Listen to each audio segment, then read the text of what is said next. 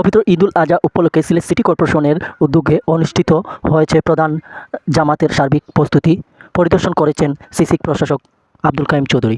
আজ বুধবার ২৭ মে বিকাল ৪:১৫ তিনি শাহিদগাহ ময়দান পরিদর্শন করেন। এ সময় ঈদগাহ প্রধান জামাতকে ঘিরে নিরাপত্তা, পরিচ্ছন্নতা, মুসলিমদের যাতায়াত ব্যবস্থা ও সার্বিক প্রস্তুতি নিয়ে সংশ্লিষ্ট কর্মকর্তাদের প্রয়োজনীয় দিক নির্দেশনা প্রদান পরিদর্শনকালে র্যাব, পুলিশ সহ বিভিন্ন আইনশৃঙ্খলা বাহিনী কর্মকর্তা এবং প্রশাসনের ঊর্ধ্বতন কর্মকর্তা উপস্থিত ছিলেন। তারা ঈদ জামাত শান্তিপূর্ণ ও সুশৃঙ্খলভাবে সম্পন্ন করতে সমন্বিতভাবে কাজ করার আশাবাদ ব্যক্ত করেন। অতীত ইতিহাস তো আমরা যেহেতু এই ঈদগাহ দেখভাল করি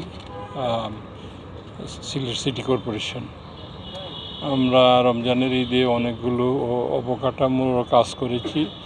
এইবারও ঈদগাহে মুসল্লিরা যাতে নির্বিঘ্নে নামাজ আদায় করতে পারে সেই জন্য আমাদের সিটি কর্পোরেশনের যারা দায়িত্বে নিয়োজিত প্রকৌশল বিভাগ এই কাজগুলো করেছে।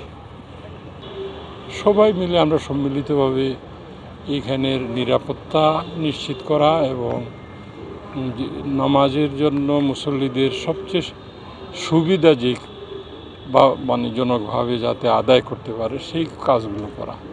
ইনশাআল্লাহ সর্বশেষ অবস্থা দেখার জন্য আমরা এসেছি, আমরা দেখে সন্তুষ্ট এবং ঈদগাহ যারা কমিটির নেতৃবৃন্দ আছেন তারাও সন্তুষ্ট। আমরা এটাকে আগামীকালকে ঈদ উদযাপনের জন্য বা নামাজ আদায়ের জন্য আমরা সব রকমের প্রস্তুতি আমরা চূড়ান্ত করেছি। আপনারা জানেন বর্জ্য ব্যবস্থাপনার বিষয়ে এইবার মাননীয় প্রধানমন্ত্রী 13টি সিটি কর্পোরেশনকে একটা নির্দেশনা দিয়েছেন যে 12 ঘন্টার মধ্যে বর্জ্য অপসারণ করা। আমরা সিলেট সিটি কর্পোরেশন এই সময়টুকু কমিয়ে 8 ঘন্টার মধ্যে আমরা বর্জ্য অপসারণ করা এবং নগরের মানুষকে একটি সুন্দর নগর, যেটা পশু জবাইয়ের আগে যে অবস্থায় ছিল সেই অবস্থায় ফিরিয়ে নেওয়া। এই জন্য আমাদের বর্জ্য বিভাগ অত্যন্ত এই ইস্যুটাকে গুরুত্ব দিয়ে কাজ করছে। পড়ার জন্য জায়নামাজ বা বিছানা যেটা নিয়ে আসেন আমরা অনুরোধ করব শুধু সেগুলো নিয়ে আসার জন্য।